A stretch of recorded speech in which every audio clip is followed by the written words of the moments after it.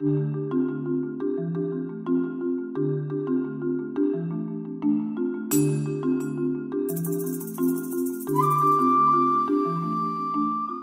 Nano was first introduced on September 7, 2005, to replace the iPod Mini. The development work and design for the iPod Nano only started 9 months before the launch date. The Nano launched in 2 colors, black and white, and was available in 2 sizes. 2 gig, which was roughly 500 songs, and a 4 gig version, which held about 1,000 songs. In February 2006, Apple did introduce the lineup with a smaller version, 1 gig, which did hold about 240 songs. Apple did eventually release some accessories, which included armbands and silicone tubes to bring color to the Nano and protect it from scratches. In September 2006, Apple introduced the 2nd generation iPod Nano, with now featuring a scratch-resistant anodized aluminum casing like the earlier iPod Minis. The multiple color choices now were silver, green, pink, blue, and black. The 2nd generation did introduce a brighter, more vibrant display, a life battery upgrade from 14 hours to 24 hours, and doubled the storage sizes, now with 2, 4, and 8 gig, compared to the previous 1, 2, and 4. Of course, in typical Apple fashion, again in 2007, the 3rd generation was introduced. With a pretty much complete design change, it now featured a 2-inch screen, 320 by 240 QVGA, of course a shorter, wider, heavier design with new colors. The new features included cover flow, which is typically what we see now on most iPod devices. The Nano was announced with a 4 gig version coming in silver, and an 8 gig version coming in silver, turquoise, mint green, black, and of course the new popular product red. The battery life still lasted 24 hours on audio playback and approximately 5 hours on the newly added 5 hours of video playback.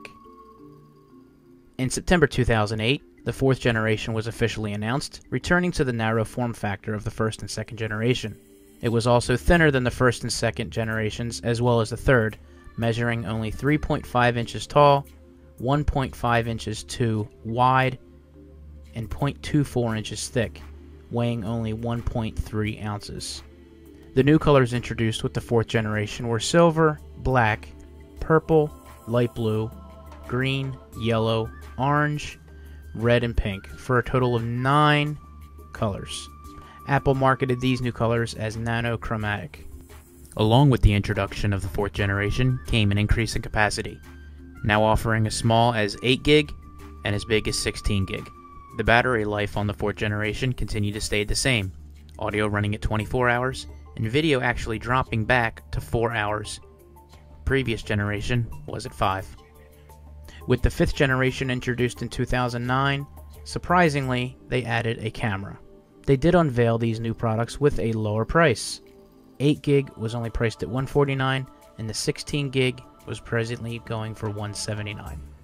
With the integrated video camera, it also added 16 special effects, a microphone, an FM radio with iTunes tagging, and multiple radio regions including the Americas, Asia, Australia, Europe, and Japan. It also included live pause and the Nike iPod support. The battery life on the 5th generation iPod actually increased a little bit better for the video side, now clocking in at 5 hours, and the audio staying the same at 24 hours. Another improvement made over previous generation of the iPods was the onboard memory, going from the standard 32 megabytes now to 64. And of course now, as we're about to go over, September 2010, Apple introduces the 6th generation iPod Nano, ditching the click wheel for the first time, and introducing a 240 by 240 pixel, 1.54 inch multi-touch screen. Still with a battery life of 24 hours of music playback on a single charge. Still going with the same capacities as the previous generation. The 8 gig is at $149, and 16 gig is at $179. And don't forget, we do lose the camera with this model. The onboard RAM surprisingly stays the same at 64 megabytes, giving this small device a real kick. What does the future hold for Apple with the iPod Nano? We can only wait and see. Good evening, YouTube. This is MTP Flyers. I hope you liked that little bit of info we put in the beginning there. Real interesting history on this item. But now, of course, we have the new iPod Nano. This thing is just adorable. I'm real excited to try this out. One of the reasons why I do want to try this out is I currently have I believe it's the 2nd gen iPod Touch in my car I'm using for my stereo. I have the hookup on there, and I want to see if this works any better. So it'll save room, and of course it'll be a lot faster. Shuffle before it's just got such a beautiful design, and it is just a little bit bigger, taller, and wider than the Shuffle. Really, it's not as small as I thought it was going to be. When they did it on the keynote, I really didn't know what to expect of this. So just an overall different design, something that you definitely didn't expect from Apple. And the device itself hopefully will live up to what we're expecting. So let's go ahead and turn this on. And real quick, we just want to do English. And there goes the dog again. Now, of course, we're going to have screen shields for this, and we'll be anxious to see what cases we have come out with this. But let's load some music on this, and I will let you guys know what I think of it. It has the beautiful clip on the back, and it's real firm. That should do real well when you're trying to work out. Your 30-pin dock connector, and your headphones, of course. And on the top you have your volume up and down, and then on the other side you have your sleep awake button. Let's take a quick peek at what we have in the packaging here. Of course, you have your start here, which will include your Apple sticker, which I still have yet to put one on my car. I think I'm going to fold to that and actually do that. So what we just went over on the Nano controls, so very interesting, very nice screens that they have on there, pictures that tell you how to do everything. You know what, I didn't try the swirl there. We'll have to try that real quick before we go. And the song controls, of course, we have to put music on there to be able to see exactly what that is. Headphones, standard Apple headphones, we all know how we feel about those.